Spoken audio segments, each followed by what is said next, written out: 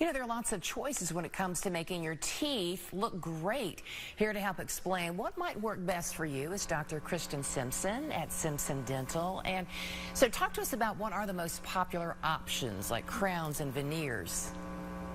Right, yes, those are definitely the most popular ones, crowns and veneers, when it comes to cosmetic dentistry. So a lot of times patients don't know exactly what the difference is or when you might use one or the other. So I thought we might go over some differences with a crown versus a veneer. So first, a crown is a cap. It'll cover the whole tooth and support it all the way around.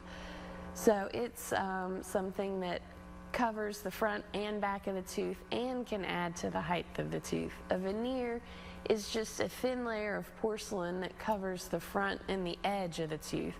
So it's more, thin and just a shell of porcelain, kind of like a contact lens or something like that, just something very thin that can cover the tooth. Okay. Talk to us about some of the benefits of maybe one over the other. Right, so with veneers, they do a great job with cosmetics, with changing the color of teeth, so it can even up the color of them. It can help to straighten your teeth if you have any crowding. It can also help to lengthen your teeth, so if you're missing some enamel at the edge of the tooth, that veneer can add back that length.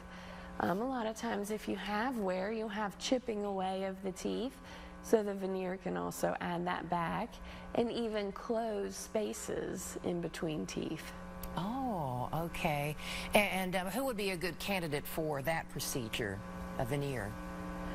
Well, so a veneer is more of, since it's a smaller amount of porcelain going over the front and the edge, you would have to have pretty healthy teeth.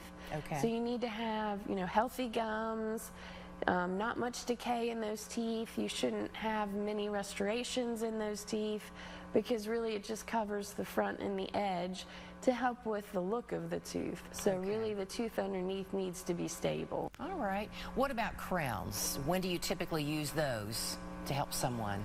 So so a crown, since it covers the whole tooth, it's for a tooth that's broken down a little bit more. So a tooth that has a larger filling that might have broken out, more extensive cavity in the tooth.